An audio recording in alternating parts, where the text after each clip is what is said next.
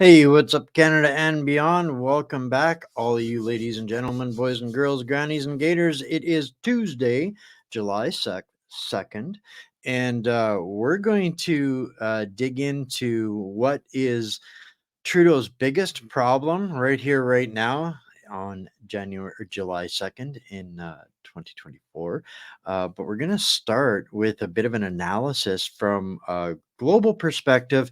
I know you guys have been hearing about this shift to the far right in Europe. Well, there's some breaking news on that over here. Probably it's probably not breaking quite so much. It's all over being talked about all over in Europe. And I found a couple of really good analysis of that. So I'm going to kind of start out with that here in just a minute, because it's going to really give you guys a much clearer perspective on what's going on over there and how it compares to what's going on here and what Trudeau's problems truly are. And I'm not saying we're not a big problem for Trudeau. We are, but he tries to handle us through censorship, enforcement, intimidation, those kinds of things. That doesn't work so well for him outside of Canada. So we're going to get a chance to see what's happening in some other countries and how it compares to what's going on here in Canada. And we're going to start with sedition. By definition, the conduct or speech inciting people to rebel against the authority of a state or monarch. And that's where we're going to start the discussion, because we kind of there's a story that's brewing here in Canada. It's escalating. We've covered a little bit of it earlier on last week. We were breaking stories about some Liberal insiders that were literally throwing Trudeau under the bus, suggesting that he was an actual criminal and should be in jail, almost to that extreme. So the implosion has begun. The season of the sacrificial political lamb, as I projected several months ago, was about to be here. Well, I believe it is here and picking up steam. We're seeing it in the US. It's happening here in Canada. This far right shift, as they call it, I would describe it more as a correction.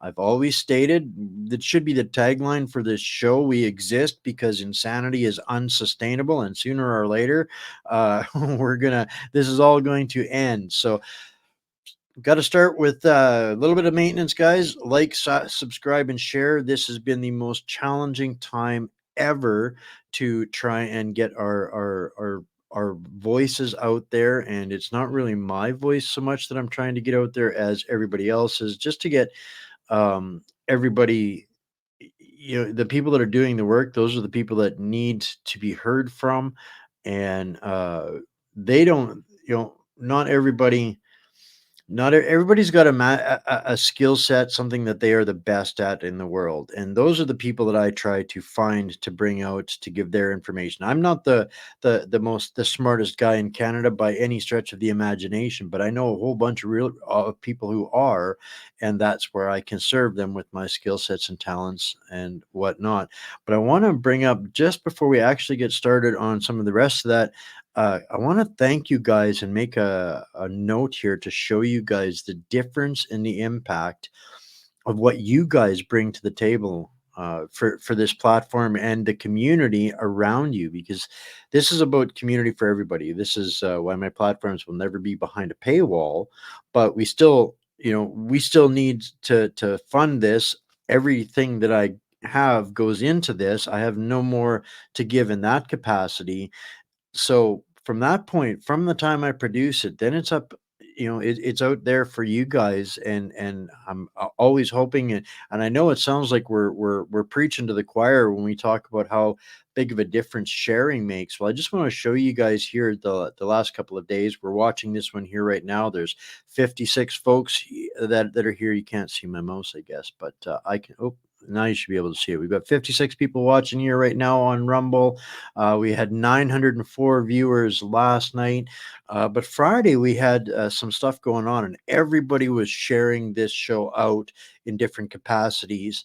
And look at that, guys. We got 7,000 views on Friday. So I know as much of it as much as it sounds like we're beating a dead horse with this, it's incredibly important for you guys to come and make sure that you hit those follows, hit those big bells, turn them green, and I guess I turned off my own notification. Not that I need them, but get connected with us on other platforms. Facebook is out of the loop, but X, I can still stream live on X. And believe it or not, Facebook has banned me from streaming, but Instagram still allows me to stream. So somebody help me make that make sense, right? So it's really, you guys so underestimate the impact that you have, not just for this platform, but for everybody else out there. So if there's a gray thumb underneath of your screen, please turn it green and let's help get this out there. So I'm not going to bug you guys with a whole bunch of sponsorship stuff. You guys know what that's all about, but I'm going to be launching a program here uh, on how to become a part of Team Freedom Maker, Team Freedom Creator. This is, I think, a much more positive um, way for us to get together and combine things that we're doing in different places into a stronger initiative. So a couple of quick shout outs. Hey Mo, hey Catabri, cool beans. Hello to everybody that's still joining. Am I still in Canada? Yes, I'm still in Canada. I have a real hard time thinking about leaving Canada. I intend to be one of the last ones. And the only way I would actually leave Canada is if I had the inkling that they were about to crack down and put me into a gulag. I'm no help to anybody in a gulag, but I would still be able to fight from our, cousin's country per se if I should need to. But yes, I am still in Canada. So hey, Santa Swab, Curly, Patricia, Michelle, good to see you. Good to see you. 27 watching on X. Yes, we're also streaming on Wimkin um, and LGM.news. So that's all of the places we're streaming from tonight. The reason they do this to us specifically is about 2 to 3% of the people that watch donate. When I was reaching 300,000 people a day, I didn't have to ask for donations. There was enough people that did that kept the show alive, and we were building. When I'm reaching 3,000 people a day, that means I'm running out of craft dinner, and I never know if I'm still going to have software the following week. So it's a critical time to support journalism, particularly in Canada. Even though we're winning in a whole, a big part of that is the independent media that has made it possible for us to still maintain communications because we don't quit. So this is important to support your favorite journalist, even if it's me. And if it is by me by some chance, donate at whatsupcanada.org is the best way to get that kind of help directly to me. So now we're going to get to the fun stuff. Sedition. Sedition. That's what it is in the short form definition. Now I had something else pulled up that I was going to show y'all. Where did it go? Oh, there we go. There it is. All right. So, in a little bit deeper context, what is sedition? Well, I think it's important to have a good understanding of what sedition is, because this is the mainstream media putting a spin on making anything anti-Trudeau dangerous and criminals, making it sound ominous.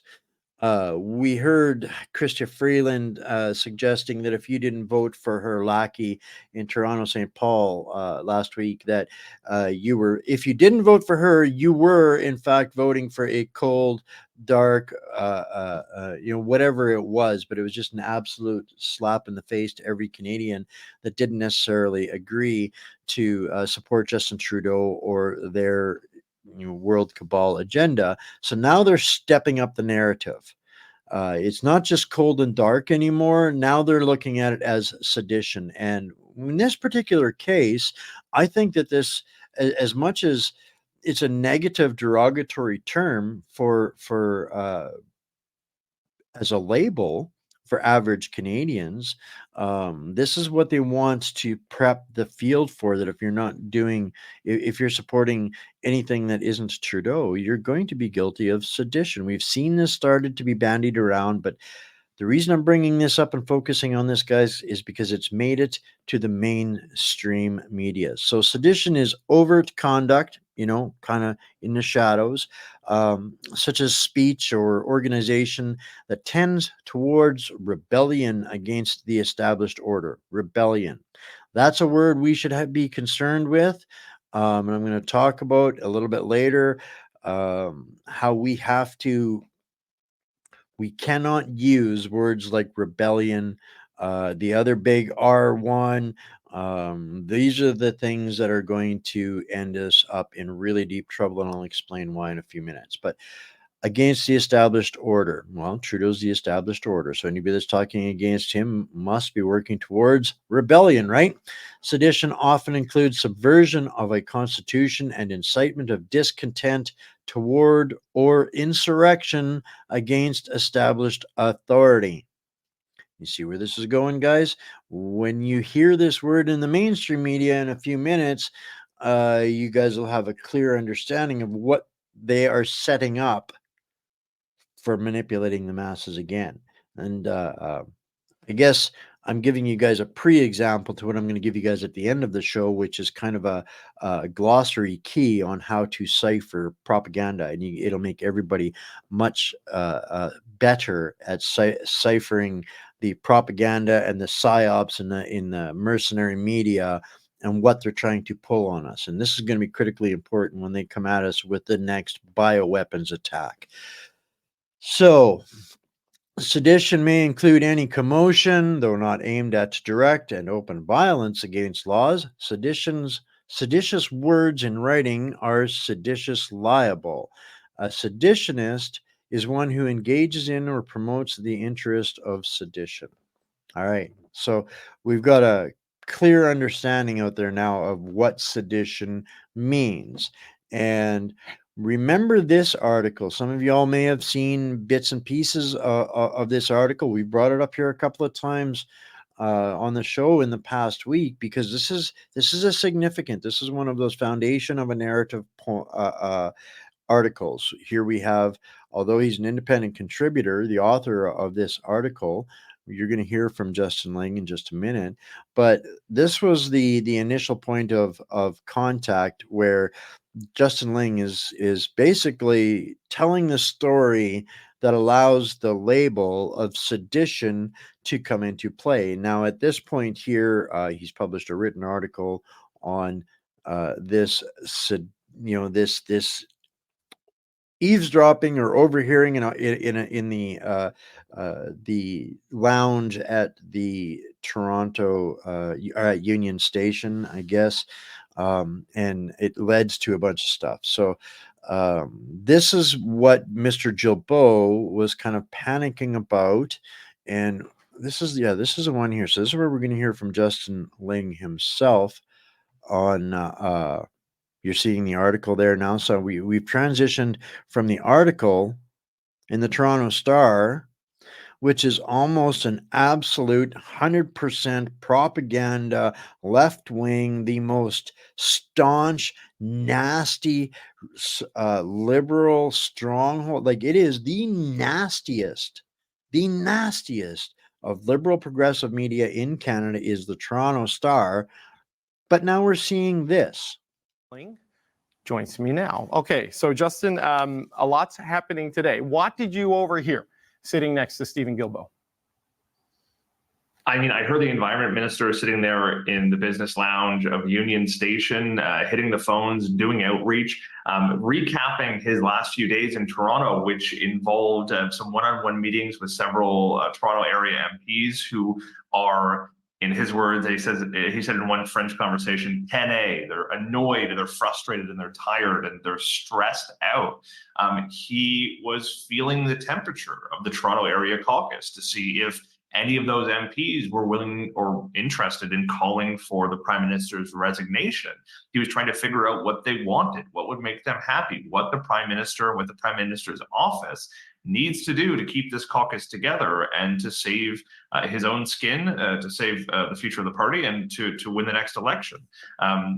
Those conversations were held quite loudly, I can tell you, and within my earshot. I didn't really do much to try and pick them up, but I can tell you that in the hours afterwards, on my 5-hour train ride on a very delayed train back to Montreal, I had conversations with several members of caucus who had not heard from Guilbeault, but who confirmed the details that there is a sedition caucus inside the Liberal. There it is. There it is. Now this freelance journalist gives this article to Toronto Star. Now here he is on CBC News, I think it's Power and Politics, calling this a seditious caucus, a sedition caucus. Party, as one MP put it to me, and they are pretty unhappy. Okay, so you overheard Steven Guilbeault. He issued a statement today saying one-sided conversations taken out of context do not reflect the open and honest exchanges that I routinely have with my colleagues. As I have said publicly many times, the Prime Minister, Justin Trudeau, has my full support. Now, Steven Guilbeault was calling around in support of Justin Trudeau. This is an important thing to speak about, because when you say there's a sedition caucus, he is definitely not one of them. But what did Steven Guilbeault and the Prime Minister's office and everyone say to you when you followed up with them on what you overheard? Yeah, it's really important to note that the Guilbeault was, I think, doing the best he could to try and keep caucus together, although he did say pretty bluntly, I heard him on more than one occasion say that there is a campaign to push the Prime Minister out the door, and that he was not 100% sure that the Prime Minister could survive this. Did you catch that, guys? There's absolutely a campaign within the Liberal Party to get rid of Justin Trudeau, and Mr. Eco-terrorist himself, Stephen Guilbeault, the biggest bully in the room in the Liberal Party, next to maybe the health wacko. They're all wackos, but the health one, a few of those, and we're going to see some concerning stuff about that in a little bit here. But they themselves, this is them eating themselves, where the top tiers of the Liberal Party are not sure that they're going to be able to save the Mr. Trudeau in the next election. Meanwhile, Mr. Trudeau is marching full steam ahead. Yep, there is work to be done. There is still more to do.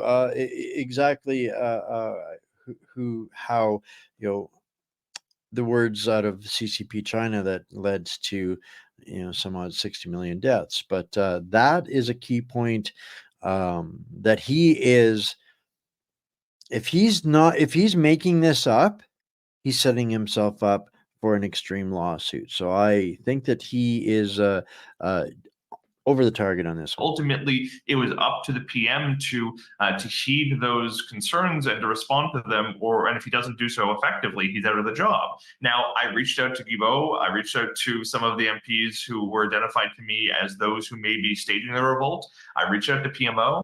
Now it's a revolt. Now they're staging a revolt. Of all of those requests, only PMO responded, and they didn't tell me much. All they did was confirm that the Prime Minister is making calls to some MPs, but they really did not extrapolate much beyond that. Right. I've spoken to members of caucus over the last 24 hours who have told me that they're starting to lose their minds, because they're expressing to the Prime Minister's office what level of change and reform and action needs to happen. And thus far, they've seen, as one MP kind of put to me in a text, zero zilp, nada, zippo. Like, he kept inventing new ways of saying zero, nothing at all. So I think people are starting to freak out a little bit. Okay, I want to get thoughts from you and Aaron, but I've also been talking to a lot of members of the Liberal caucus.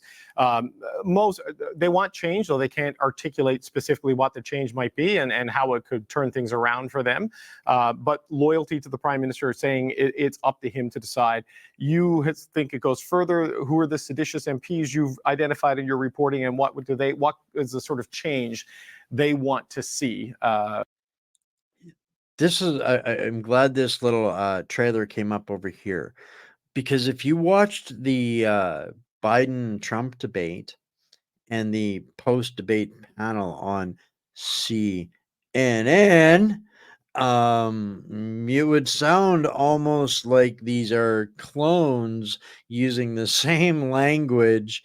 And these are the stalwart supporters of the liberal agencies in America and Canada that both seem to be in lockstep in sounding concerned about the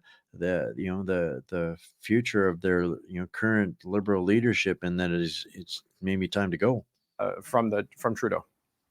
So this is really interesting because last night I spoke to one member of parliament who had someone read aloud the letter that Wayne Long published today. He did not have a. Wait a minute, Wayne Long is that's not who we were heard from about last week. That was saying that Trudeau needs to be gone. He's a criminal, a crook, and literally a foreign operative. That was John McKay, wasn't it, last week? So now we've got somebody else. Copy of it, but he had seen it at the very least. Interesting. I was told that there was several other MPs who had considered signing that letter. Their names ultimately didn't appear on it when Wayne Long sent it to caucus today. I just got off the phone. You saw me on the phone before we started the show talking to someone in caucus who told me that the momentum seems to have stalled on that letter, that people are now playing a wait and see approach. Ken McDonald being the only MP to sort of express support for it. 3 or 4 others who had originally signaled their support for the letter are there, and they've been rather quiet. One of them responded basically saying this is the wrong way to go about it. There may be the wrong way to go about it doesn't mean he disagrees with the outcome of it. He just is thinks that there's a different way to do it.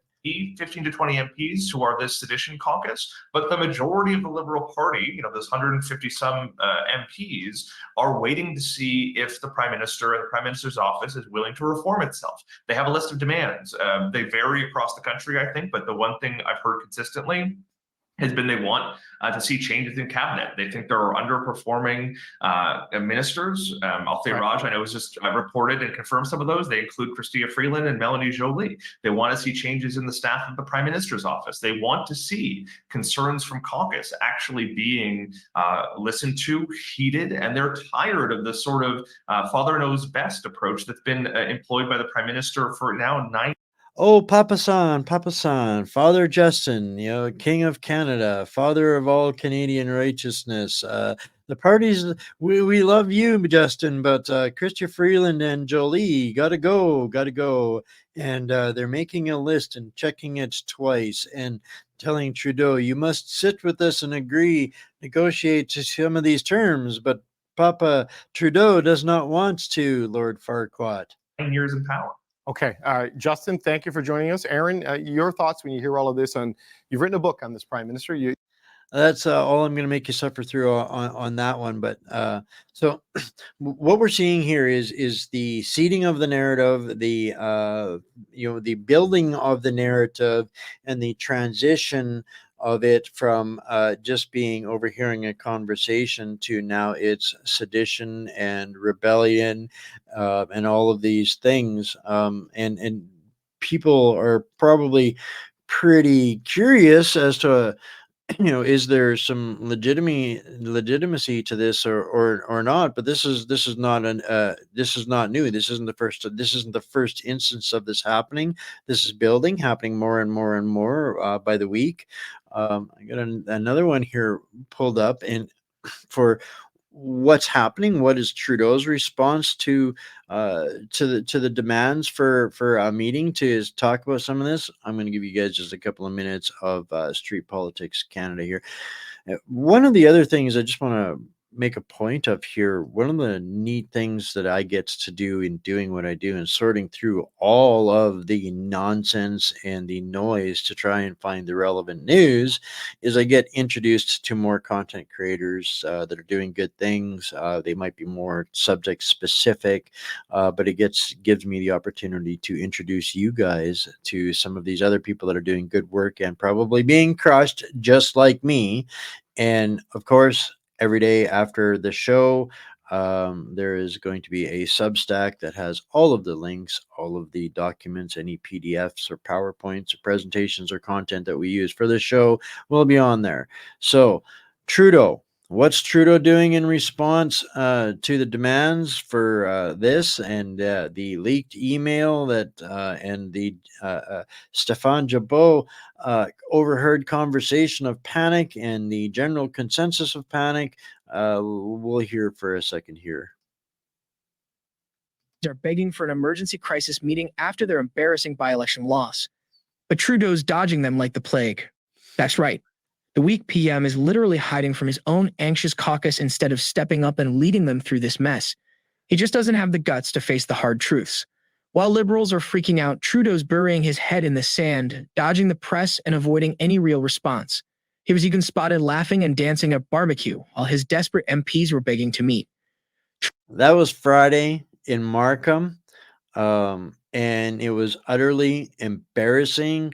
There are allegations out there that he was partaking of substances that are should be illegal if they are not. And if they're not illegal, it's only because he's making them legal, if you get my drift. Trudeau's stunning neglect at this crucial time for the Liberals is a total betrayal of his duty to lead.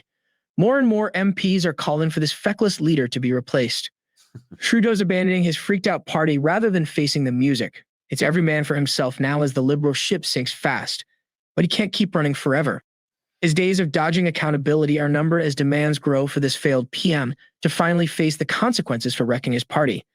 Trudeau will soon be forced to confront the growing revolt in his ranks. Welcome back to Street Politics. All right, that's where I'm going to leave that one off. You guys will get the link to the rest of that. It kind of just goes into more a slightly different take on what we kind of heard from Justin Ling here.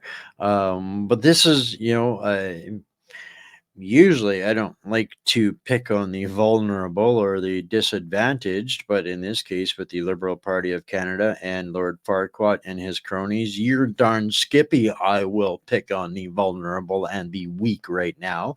And wouldn't you know it, another scandal.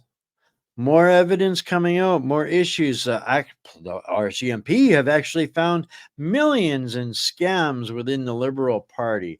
Now, this is from Scoop Canada. I'm not real familiar with them at this point as of yet, but this is obviously in the National Post. So we'll get a Cole's notes on what they have now discovered. I think I reported on this about 2 years ago from some insider sources, but I couldn't really get the corroboration on it. But a report by the National Post has shed new light on a contentious $237 million contract award. Oh, only another $237 million. Awarded to a consortium involving former Liberal MP Frank Baylis. Frank Baylis. Imagine that. During a recent grilling by opposition MPs, Baylis, along with his business partner Rick Jameson, defended their role in the contract to supply nearly 10,000 ventilators during the COVID-19 pandemic. Baylis, who served a single term as a Liberal MP from 2015 to 2019, became a subcontractor in this high-stakes deal. He and Jameson insisted that their efforts were driven purely by a desire to contribute to the national effort during a time of crisis. Jameson, president of FTI Professional Grade and an auto parts manufacturer, recounted how the urgency of the pandemic prompted him to leverage his company's capabilities to help prevent a ventilator shortage in Canada, similar to what was happening in Italy and the United States.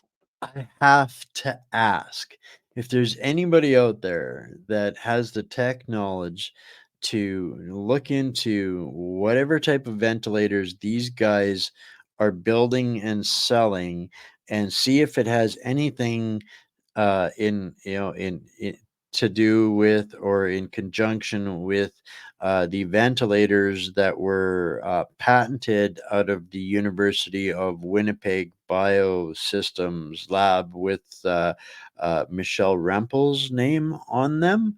I'm just wondering if there's any I'm not making any allegations, but this was something I was following from the time I got a call from a nurse who says they got like 7 ventilators in their tiny little hospital that serves a community of like 300 people, and the beer bug had been through there months before. But all of a sudden they got, these, tens and tens of thousands of dollars of ventilators, and well, now we know, this dude got the contract. Isn't that convenient? I really realized this was an opportunity for me to step up and help the country.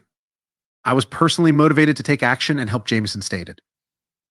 Michael Barrett's recent tweet has brought renewed focus on the controversial $237 million contract awarded to a consortium that included former Liberal MP Frank Baylis. Barrett's pointed remarks underscore the growing discontent with the Liberal Party's handling of public funds and their perceived cronyism. Barrett highlighted that the Perceived cronyism? I don't know about you guys, but my temperature is going up because every part of my radar says this is not just perceived cronyism. This is theft. contract, meant to provide ventilators during the COVID-19 pandemic, resulted in many of these critical machines never being used. This raises significant concerns about the Didn't I just that was what I was reporting on 2 years ago or 3 years? necessity and oversight of such a massive expenditure. In his tweet, Barrett wittily remarked, "The right choice to put the Liberal Party on a ventilator," suggesting that the Liberals' mishandling has left them struggling to maintain credibility and effectiveness. His follow-up statement, "The Liberal Party now on life support encapsulates the broader sentiment that the Trudeau administration is floundering under the weight of its controversies. The deal, struck in the urgency of the early pandemic days, involved Baylis Medical, a company owned by Frank Baylis, a one-term Liberal MP. Although Baylis and his business partner Rick Jameson have defended their involvement, claiming their sole intention was to aid in the pandemic response, the optics of awarding such a significant contract to a former Liberal insider have drawn sharp criticism. Baylis's political connections have led to accusations of favoritism and conflict of interest, casting a shadow over the Trudeau government's procurement practices. Rick Jameson, who initiated the contract, argued that his partnership with Baylis was based on the latter's expertise in medical equipment, not his political background. Jameson..." Now, when you start stacking up this level of cronyism and insider conflict of interest, and start stacking that on as accessories to corruption at the highest levels of government, involvement with a bioweapons assault on our own population, that wouldn't be a very good picture for these guys. I'd love it. I mean, I'm all about #NoAmnesty, but that's not looking good for these guys. And when people start on the broader scale, start to see and hear, exactly like, thank you, Mighty Most. This is, confirmation of, this is important to what I do. You have never heard about this story till now. There's so many people that will know nothing about this corruption or the involvement of multiple peoples, and I'm suspecting multiple parties, but at the end of the day, they're all still accomplices in the biggest bioweapons assault on an unsuspecting and innocent population. Emphasized that his previous political contributions were to conservative candidates attempting to distance the deal from partisan influence. Oops. I hadn't even watched the whole thing yet. How did I know that there was going to be conservatives involved in this?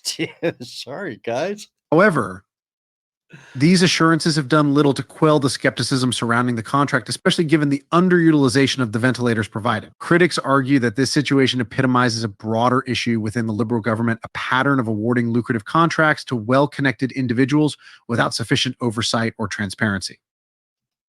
Without sufficient oversight or transparency, they're giving away. That's just another $237 million for that contract. This incident is one of several controversies that have plagued Trudeau's administration, including the We Charity scandal and various ethical breaches. Each instance wash, rinse, repeat compounds the perception that the Liberals prioritize their insiders over the public's interest. Today marks the implementation of Justin Trudeau's capital gains tax hike. adding to a string of fiscal policies that have drawn criticism and concern from. I'm going to leave that one at that, guys. Again, the link will be in the show tomorrow, in the Substack tomorrow morning, and you'll be able to catch the rest of that and bookmark it at least to further educate others. Now, this one here, the next one that I'm going to play for you guys, we're a little bit video heavy here on my show tonight, guys. But this one here, I actually listened to it twice today, looking for places where I could just take a smaller chunk, and there really isn't one. If there was a speech or a discussion that every single Canadian needs to hear and understand, it's this one. So I'm going to play the whole portion of this video for you guys. I don't ordinarily do that, but this one is special, and there's a man that I would dearly love to shake his hand. Forgive me, Commissioner, when I say to you that your handling of this investigation can only lead to the inevitable conclusion that there exists a two-tier level of justice in this country, particularly as it relates to Justin Trudeau. He, his deputy, and other members have responded to committees that no one is above the law, and that no one includes Justin Trudeau. And although no sitting prime minister has ever been charged with a criminal offense, the RCMP has left the door slightly ajar. And I don't have the actual verbiage, the words in front of me, but the report that I had access to when I questioned our current Attorney General at Committee of the Whole concluded that the RCMP would continue the investigation if they had access to further documents. I'm going to explore with the Commissioner what that means when he attends. We've already satisfied the issue regarding cabinet confidences that obviously was not discussed. And what does it say to Canadians? What does it say to Canadians under investigation? Can they simply refuse to cooperate with law enforcement? Would they have the same ability to shut down an investigation like Justin Trudeau did by simply refusing to hand over documents? I think Justin Trudeau is the only Canadian in this country that has that ability. And apparently that's okay with the RCMP. I can tell you emphatically, Mr. Chair, that it's not okay to Canadians. I agree with him on that statement. It is not okay, at least for me. I'd like to hear what you guys think. Absolutely not. As I've indicated at the outset, the obstruction of justice charge is not a difficult prosecution. And I put this to the Commissioner that I've dealt with cases where the police have investigated a historical homicide, have put together thousands of pages of disclosure, a trial that literally took maybe a couple of years to start, a trial that may have lasted 30 or 45 days. I have personally completed far more serious prosecutions than an obstruction of justice charge. So it really begs the question, why did they delay for the years that they did, other than they had no political will to charge a sitting prime minister? Are they truly independent? Well, the RCMP Act may differ on that issue. Section 4 of the RCMP Act makes it abundantly clear that they report to the Minister of Public Safety. And it's the government that actually appoints the commissioner. Begs the question, how independent can you be Who's the Minister of Public Safety? Somebody throw it into the chat. under those circumstances? These are the questions I get from Canadians from across this country. These are the questions I get from my constituents. Why did it take literally 5 years for the RCMP to conclude that there was no probable case to charge Justin Trudeau with obstruction of justice? And the convoluted way that they tried to demonstrate the inability to close out their investigation from a former prosecutor's perspective, it was challenging to truly appreciate what they were saying. There was a changing narrative with respect to their onus. They were conflating their onus with the Crown onus in terms of producing evidence to convince a trier of fact of proof beyond a reasonable doubt. That has been and never will be the prerogative of police agencies. Their sole mandate, which is an extremely low standard, is there reasonable and probable grounds? For instance, is there reasonable and probable grounds to believe Justin Trudeau should be charged with the criminal offense of obstruction of justice? There are two facets to the prosecution of obstruction of justice. One is, what is the actus reus? What is the actus reus? What did he do to obstruct justice? And I think the evidence is abundantly clear. It's unchallenged. It's confirmed in the report by former Commissioner Dion that he had a political agenda. And he knew that there was a tool available to his then first Indigenous female Attorney General, Minister of Justice, to intervene in the decision made by the Director of Public Prosecutions not to offer SNC Lavalin, who is facing corruption and bribery charges, very serious charges in this country for which, upon conviction, could have landed executives serving a prison sentence. I just want to interrupt here for one interesting Trivial Pursuit note. What he's discussing right there, that hearing where Jody Wilson-Raybould testified, was the very first episode of What's Up Canada.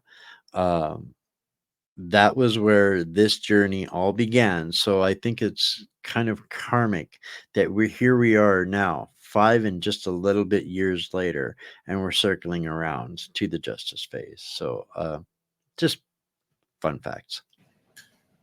He wanted Jody Wilson-Raybould to deviate from her prosecutorial independence and intervene in that decision to offer the deferred prosecution agreement.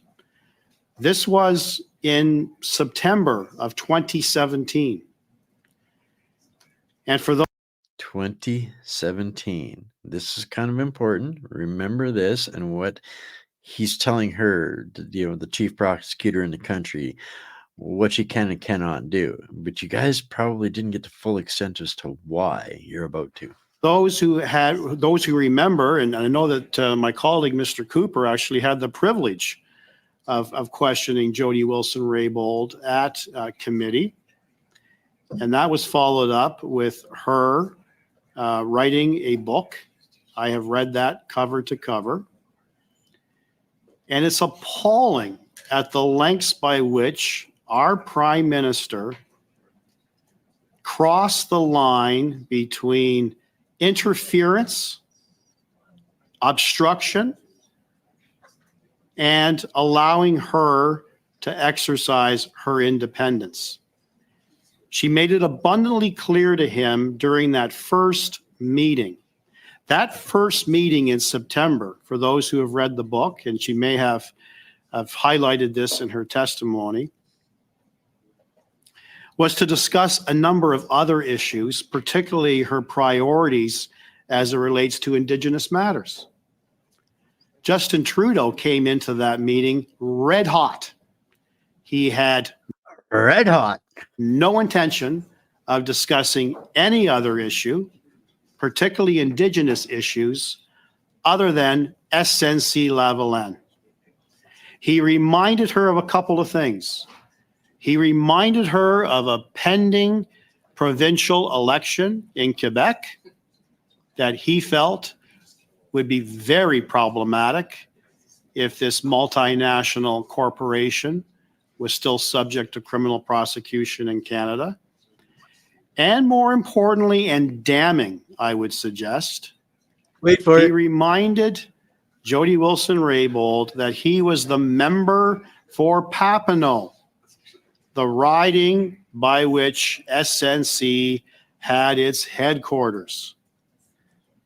Bingo. Boom, folks. There it is. The big boom. And when Jody said, "Are you asking me to make a decision contrary to a decision I already made? Are you interfering in my decision?"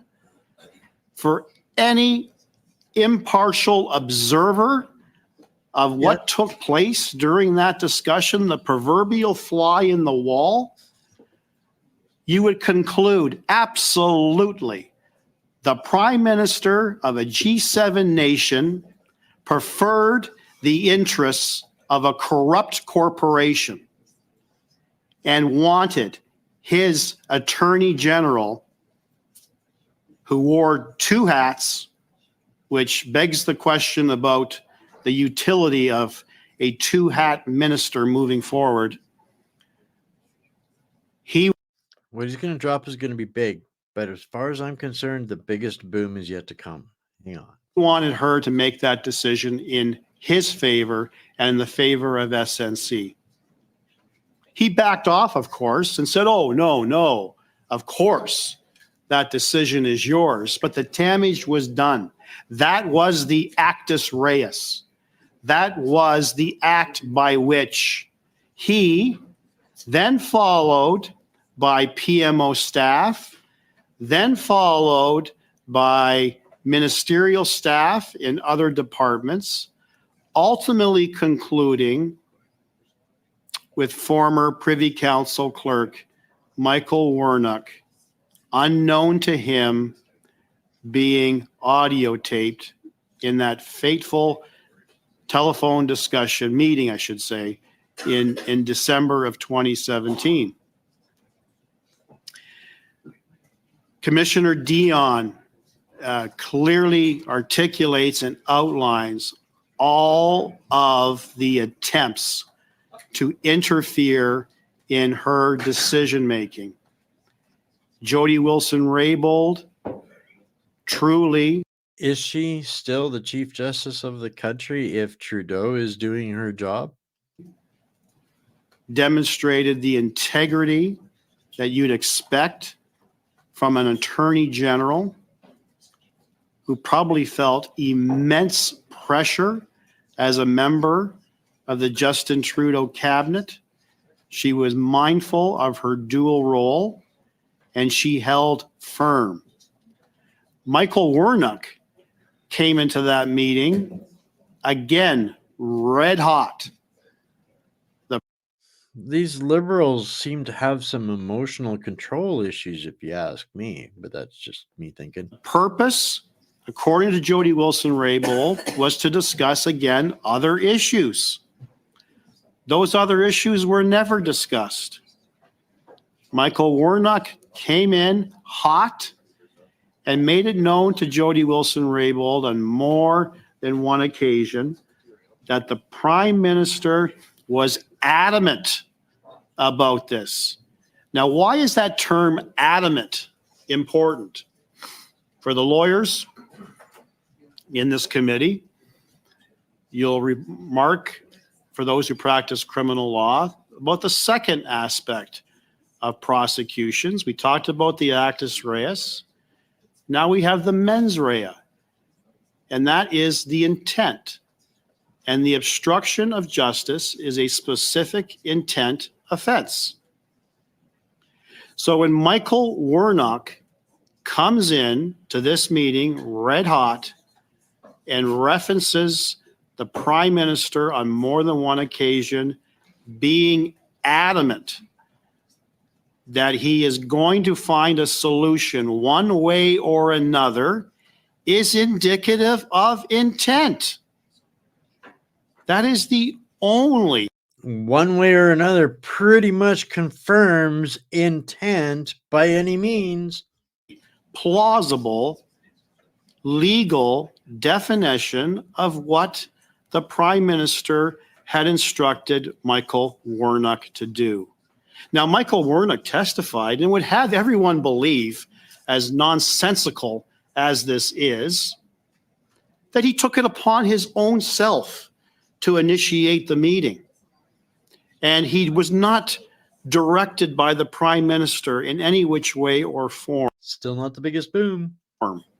To again put that final element of pressure on her, which is just preposterous. No one believes that. He lied. So when I take a look from a former prosecutor's perspective, the charge of obstruction of justice, I'm mindful of the case law that exists in this particular area, and I can't remember the name of the case, but it came out of the Supreme Court of Canada, which set out the essential elements to the offense of obstruction. And it made it abundantly clear that success to the obstruction is not necessary. An attempt is all that is necessary. And that's exactly what we had in this particular case. Jody Wilson-Raybould held her own, maintained her position, never deviated from that position. Next thing you know, she's facing a cabinet shuffle. Again, a preposterous explanation offered by the Prime Minister and his government that it was because of the sudden resignation of Treasury Board President Scott Bryson. Was she the only high-profile minister that could have filled that role? I don't think so. No one believes that for a minute. She was demoted because she had the audacity to say no to Justin Trudeau. That's it. Take a look in history to all the MPs who've said no to Justin Trudeau, who proclaims that he is a feminist prime minister. Another blatant lie. Let's take a look at MP. I'm going to probably mispronounce her name. Is it Selena Chavez? Selena Caesar Chavez. Chavez, okay? Had great difficulty with the Prime Minister during her entire tenure, ultimately felt that he was pressuring her in ways that she was completely uncomfortable with. Again, this feminist Prime Minister showed her the door, just like he ultimately showed our first Indigenous Attorney General. Had no difficulty as well with the excellent work that was done by Cabinet Minister Jane Philpott. I believe she was Minister of Health at the time. Her mistake, what was her crime? Her crime was supporting Jody Wilson-Raybould. Supporting her and suggesting that no, the Prime Minister was completely out of line. Absolutely out of line. She was shown the door. And then I remember, I wasn't a parliamentarian back then, but I remember how gleefully the Liberal government and its backbenchers were just gleefully clapping on television in front of all of Canada. Okay, and Mr. Baines is smiling as well, but he wasn't there. But maybe had he been there, he might have been smiling and clapping as well. But I said to myself, what are you so damn happy about? What are you smiling about, Justin Trudeau? You're Canada's first feminist prime minister. And here you are clapping like a seal to celebrate the demise of a very strong, two strong cabinet ministers who had the strength to say no to Justin Trudeau. That's what happens. That's what happens to Liberal MPs who have the audacity to challenge the almighty wisdom of Justin Trudeau. So you're right. I'm absolutely right to have these questions still percolating in my mind, why the RCMP did not complete the task when the evidence was right there. I'm also mindful of the fact that Michael Warnock had shared with us not too long ago that this particular issue was never discussed at Cabinet. Wonder if people remember around this table that actual piece of evidence. It was never discussed at Cabinet, yet we heard from the RCMP commissioner that his request for documents were blocked by Justin Trudeau and the government because of Cabinet confidences. Well, if there were no discussions at Cabinet, then there were no confidences. So that's another issue I need to raise with Commissioner Duhem this afternoon, because I didn't have that information available to me when he first attended. Why was it important for Commissioner Dion to interview 14 people? Literally anyone who had something to say about the SNC-Lavalin matter. But the RCMP, in their infinite wisdom, decided to limit that to 4 individuals. Can you say that that was a thorough investigation? I think not. And again, when I posed that question to them and their nonsensical response to it certainly didn't satisfy myself, and I'm sure didn't satisfy Canadians. And that was the point of there was so much to unpack in there, but the one In that Edmonton, they were very busy. First of all, they signed Jeff's. that, guys. We can get to the next part here. A couple of points there. Who's the public safety minister? Dominic LeBlanc. I was waiting for the chat. Nobody came up with it. Dominic LeBlanc. Anybody trust this clown? Appointed. And it's him that decides that it's in, public safety and interest to just get rid of Jody Wilson-Raybould and let, SNC-Lavalin do their thing, and Trudeau's riding, so his, doesn't run the risk of losing his seat. And the other thing that I wanted to make the big, I guess, a major point on of what he brought up there was who was ejected with Jody Wilson-Raybould. This lady, Jane Philpott, who was the health minister. Who got the health minister's job? The he, she, it. The Gollum of Canada, the Wuhan Gollum. That became Theresa Tam's position, guys. So, begs the question, was it a setup for some of these ministers so that they could be expelled and replaced? I don't know. I got questions, guys. I got questions. And I'm glad to see Mr. Larry Brock still fishing for answers on the story. That was the very first story, the very first day What's Up Canada existed. It was actually during the midst of that stream that I decided I was going to do this as long as I possibly could. That's why What's Up Canada was born, was the day of Jody Wilson-Raybould's testimony. All right, we're going to wind this up here really, really quickly on a couple of things that are going to plant the seeds for some other things coming down the pipe for everybody. This one, I'm just going to only play a minute or two from Market Mania.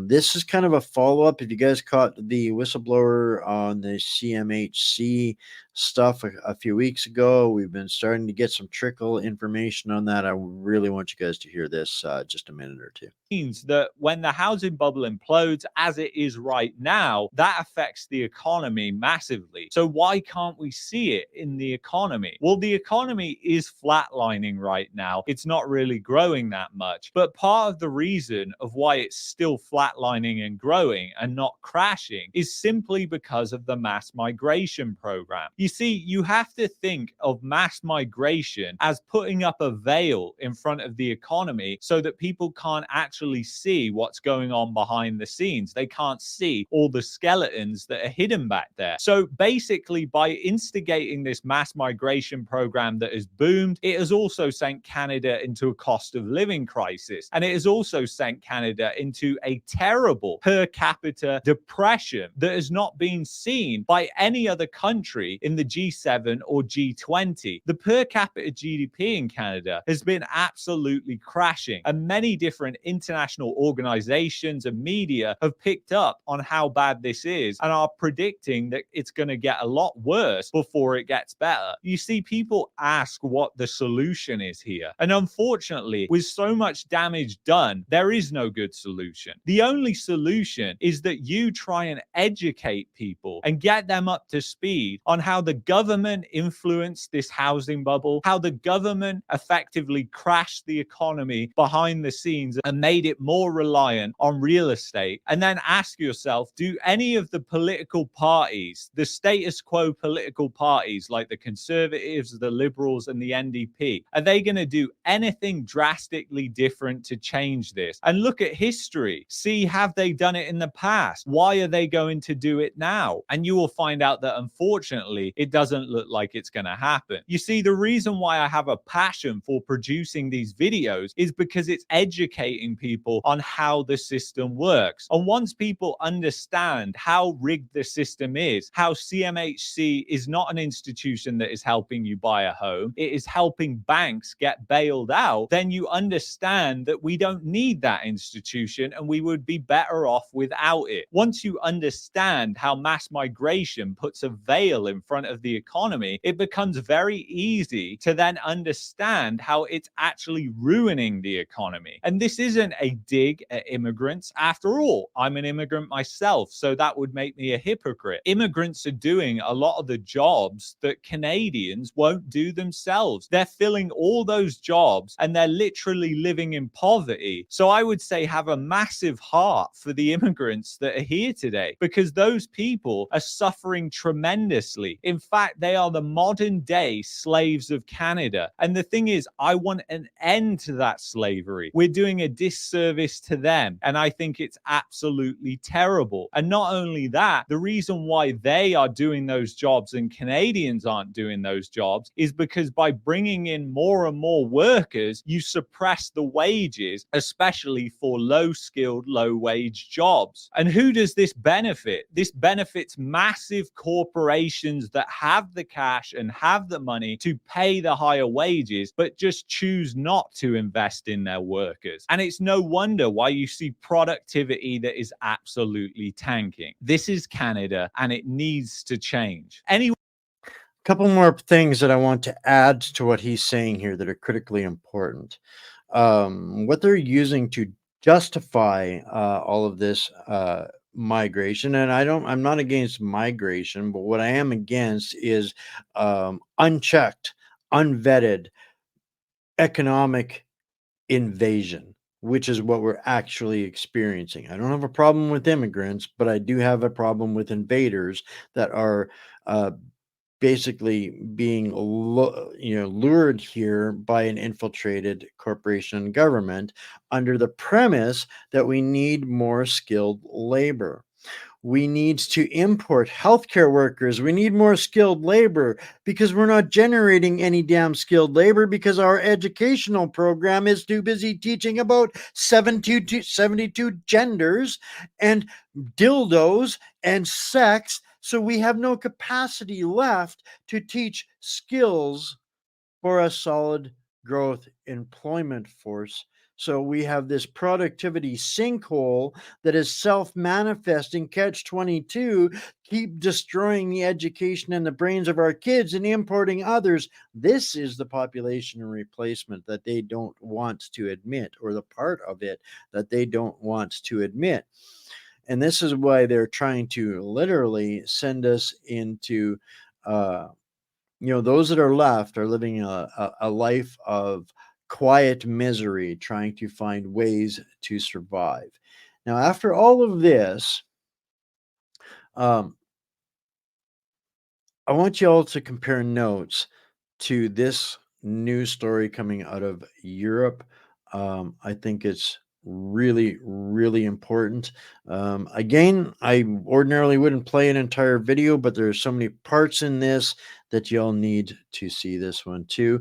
I'm not familiar with Sebastian Sass, but we're going to learn a little bit about his take on this, because he is absolutely spot on, and he's introducing us to a new alliance in Europe that if they were worried about the swing to the right, this explains it for everybody, and why it's not going to just be limited to that. This is going to be a boom one for you guys. Come on, that's just BS, and everybody knows it. EU as a structure has only one purpose, and that is to be a subservient, a vassal state to the United States. Guys, we have some amazing news. You see, the neocons and the warmongers within the European Union are losing power so fast they don't even know what hit them.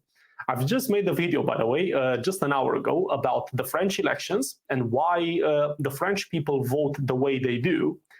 And I think we can easily extrapolate this to all sorts and all parts of the European Union. That being said, we have a breaking news. It's coming from Reuters today, June the 30th. I think it's been published literally less than an hour ago. And it's about a new alliance that is taking place before our eyes within the European Parliament. That's very good news for us. And basically, what we're about to take a look at is echoing exactly what I've said in my previous video. So guys, let's just dive in, and then we're gonna comment around this news a little bit. Austrian far right, Hungary's Orban form new EU alliance. Oh, how nice, how nice. Austria's far right Freedom Party, FPO, Hungarian Prime Minister Viktor Orban's Fidesz, and the populist Czech ANO party led by Andrzej Babiš, I hope I pronounced this correctly, are forming a new alliance in the European Parliament, they announced on Sunday. Why these three parties? Why Orban? Now, let's dissect this a little bit before we move on to the next paragraph. You see, I've been watching Viktor Orban for many years, and he's one of the very few politicians in Europe who I still have a lot of respect for. Agreed. The reason is not because he's done something for me, because I'm not Hungarian and I don't live in Hungary, but the way I judge somebody, a politician specifically, is not on the basis of what that politician has done for me, but on the basis of what that politician has done for the people who have elected him. I think that's the whole point, which most Westerners are missing heavily these days. People in the West get so entrenched on, oh, what did Biden say? What did Trump say? Stop, that's just background noise. Look at what those politicians who you vote, what they're doing for you. That should be the only basis on which you judge who you vote for. And that's it, in my humble opinion. But let's carry on. Quote, today is a historic day because today we are entering a new era of European politics. FPO leader Herbert Kickl said in an address to the media attended by Babiš and Orban, convened at short notice in a Vienna hotel. Again, why this new alliance? Going back to Viktor Orban, key question here that he's asking, why? Why this new alliance? He's definitely not on the far right, as these people from Reuters suggest. Absolutely not. He is on the right, but he's definitely not on the far right. What his policies have been all about is limit the number of conflicts we get into, look at each situation on its own merits, rather than just, oh, Putin bad, Biden good and all of this childish behavior, Orban has been against that. Orban has also been against open borders, illegal immigration, and probably going to get into that in just a little bit. I think this new... When you hear that, kind of makes you want him to be your politician here, doesn't it? Pretty similar viewpoints. Alliance will aim at achieving exactly that and waking and shaking a lot of people back into awakening. Cracking the satanic lullaby that, Lord Farquaad and his propaganda mercenaries have. Let's move on. This alliance is meant as a rocket that will bring other parties on board at the European level to join forces and give Europe a better future, Kickel said of the new Patriotic Alliance. Absolutely, this is exactly what I've been saying. Former Czech Prime Minister Babiš said that the new group would be called Patriots for Europe. Now, I've had this conversation with somebody many years ago, and the wording was exactly that, patriotic European. And somebody asked me, so what do you mean patriotic European? There's so many countries, how can you be a patriot for Europe?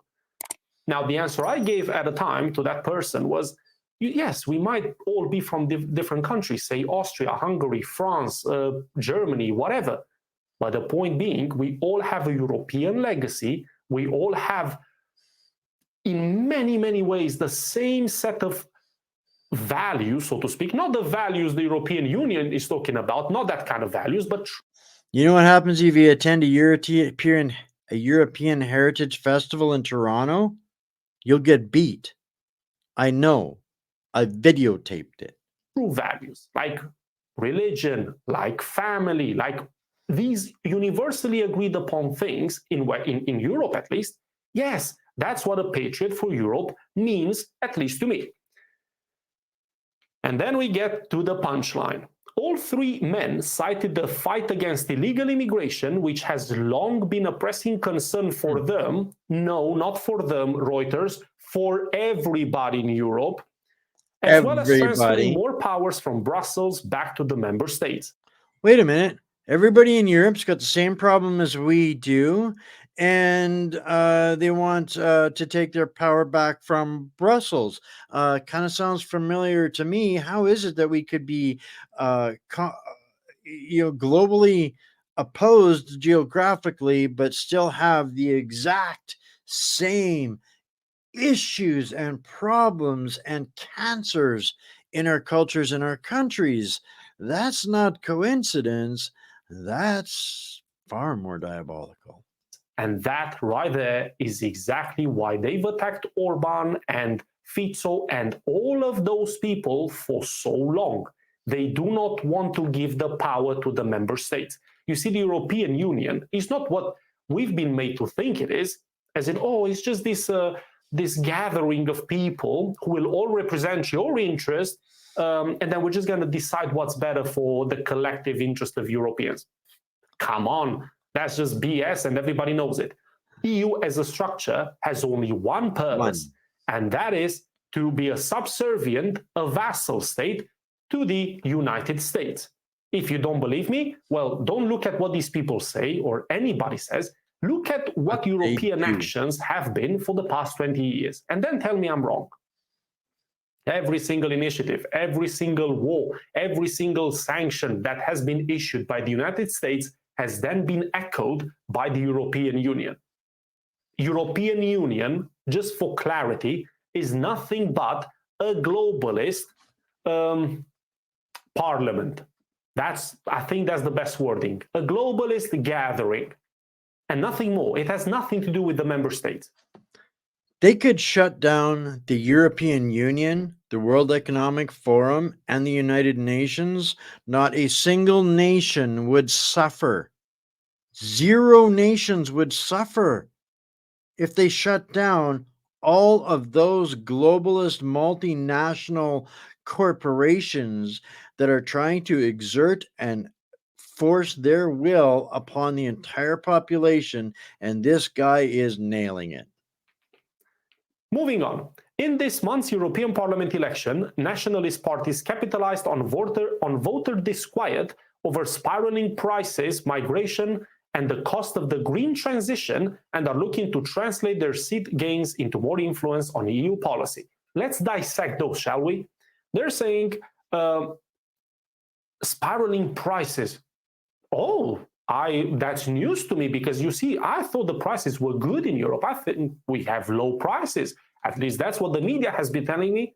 Just last week, I've covered the piece of news where they said, oh, the inflation is just at 2%. I don't think 2% can cause spiraling prices. But you see, they're contradicting themselves from one week to the next, and sometimes even within the same bloody article. Then move on. Migration is not migration. It's not migration. It's illegal, mass, uncontrolled migration. That's a problem. Bingo. Not migration in general. Bingo. But they're trying to sway the more, let's call it, undecided people towards their camp, which is the globalist camp. And then they say the cost of the green transition.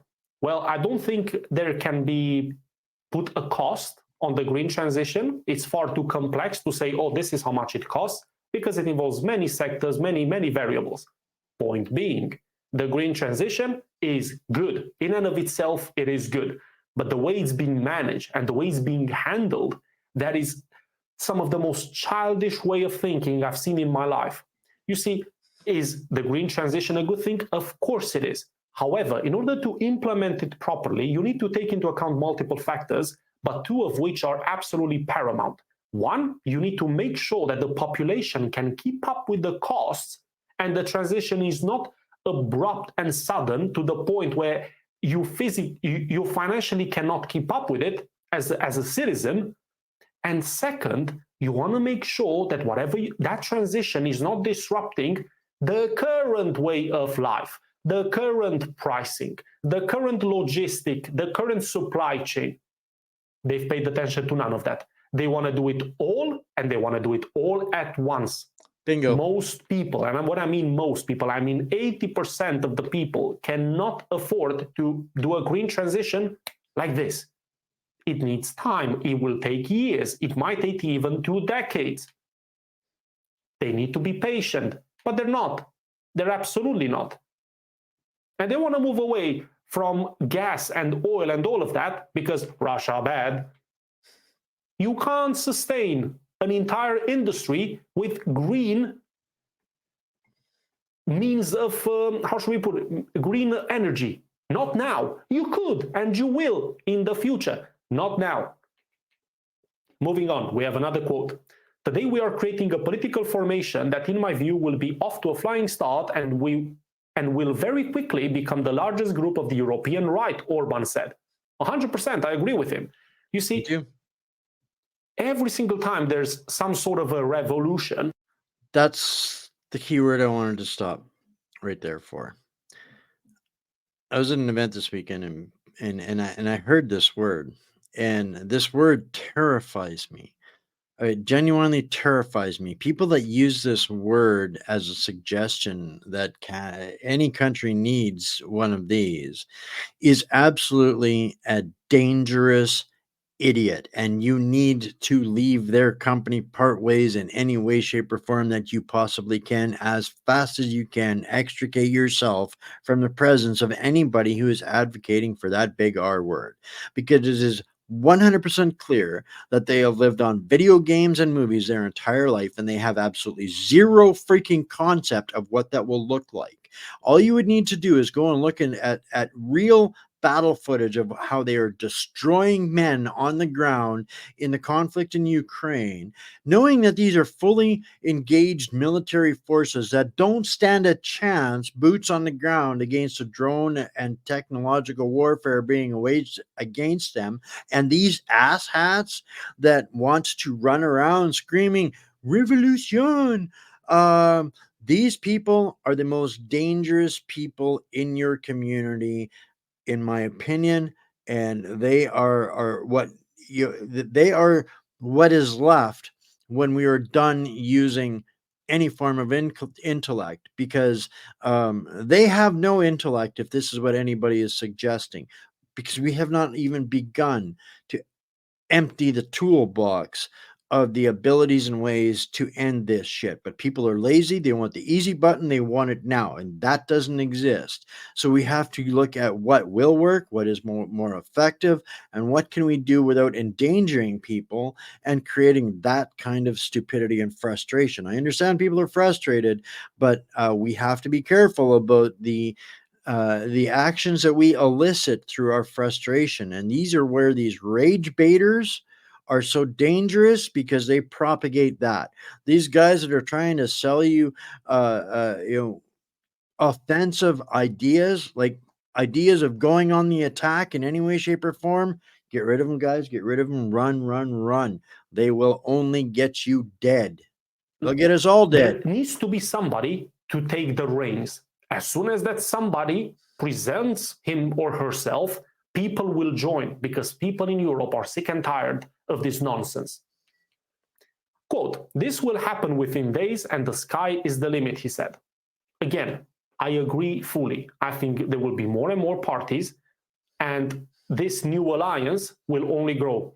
And you know what? Let's look at the elections across Europe that have happened, what, less than 2 weeks ago?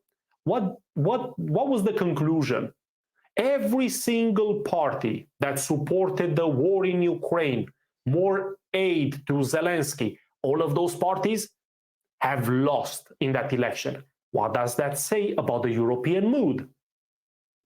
Yeah, exactly. People do not want any more of that. People have realized it's dangerous, and these people in the EU cannot be trusted with your security, with your safety.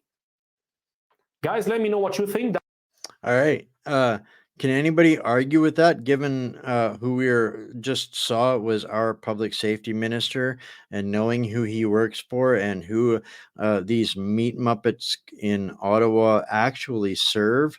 Isn't it interesting that what will be the fastest growing movement will capture the populace, which is popular opinion that the one world order international rules based order is trying to project as being the most dangerous threat to the world. They're trying to say that public opinion in mass is the biggest threat to the world.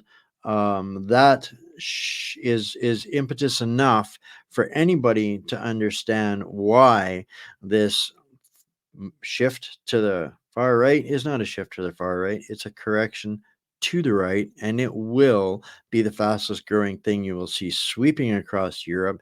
And the crony system is dying dead on its feet, and that genuinely, folks, is the fastest way to prevent World War III. And final little bit here tonight, guys. We went way long, so I'm not going to play this. I'm going to play Hide the Easter Egg, and you're going to have to find it in my Substack tomorrow. But an excellent little 11-minute video that takes people through all of the different types of propaganda. And maybe we should make a board game about the propaganda, all the different types, and how we beat it. That wouldn't that be fun, as kind of a freedom builder kind of board game, right? I think that would be a ton of fun. So I've just about talked myself dumb. I'm surprised there are still a few of you here hanging out with me. Thank you so much for doing that. I'm working on Thursday's show. Tomorrow's guest night. You guys are, well, we're going to leave it a surprise for guest nights tomorrow. Maybe you'll find it in the Substack in the morning and get an early view, but 6 p.m. Central, 7 Eastern, tomorrow is guest night. And on Thursday, I'm putting something a little bit bigger together. You know, if you got a wolf chasing you through the brush, you take out one leg, you might think that you might be able to get away from the wolf, but no. So long as that sucker still got 3 legs, he's coming for you, and he will get you. Here in Canada, the Davos Wolves, a Geneva pack, have had a free-for-all going in Canada under the climate scams, and there's some groups that are having some amazing success with that. and they are taking out one leg of the climate infiltration into Canada. But there are 3 other major legs to this beast of the UN deceit that are barreling down the pipe. And we're going to take a little bit of a deeper look at that. And we're going to start to be able to, I hope you guys, if you're starting to notice a bit of the layout and kind of like chapters as these shows go throughout the week and then throughout the month, is by design. I'm putting a ton of extra work into making information that's progressive, putting stuff together that can help in growing ways. You don't want part Z before you get to part C, right? So last night's show was just literally chock full. You could build an entire movement successfully, a successful movement out of just the tools that I gave out in the Substack today from last night's show. So I really hope I get to see some of you guys subscribing over there and getting the hard copy about what we talk about here every night. But that's what's on deck for Thursday. Friday will be Bankers, Bandits, Bullion, and Bucks with Bryce. Once again, our best watched show last week. But that's all I've got on tap for everybody tonight. So I thank you once again for hanging out with us. I hope you got something in this. If you find some value in what we do, please give this a like, subscribe, and a share. And if you do consider donating to your favorite journalist, let me know when I'm up. I'll know when I'm your favorite journalist when I see a little donation come in there from you guys. So I love you all. Stay Canadian, stay mighty, and we got this. It's just going to take some time and a lot more work, but we are getting better and better every single day, every single week, and you are becoming armed and fruitful warriors or creators and this is where it comes from. I don't want to be a freedom fighter anymore. I'm tired of fighting. I am a creator at heart. I've been a creator my whole life. I would rather create freedom. And when I realized here very recently is, in a country with 1 million laws on the book, we're not fighting for freedom. We're fighting for the level of slavery we were most comfortable with about 10 years ago, probably. That's what we're fighting for. And I think that there's a much better path forward in creating our own freedom. And there's no easy way to do that, but I think it's necessary. And it's time to figure out what it looks like to do that. And first thing is the triage, get rid of the clowns, the meat Muppets, and then we do in Iceland. And that's how we get rid of them all. And that's how we win. All right. I love you all. Stay Canadian. Stay mighty, my fellow friends, patriots, family, and hostages. We'll see you at 6 p.m. Central tomorrow.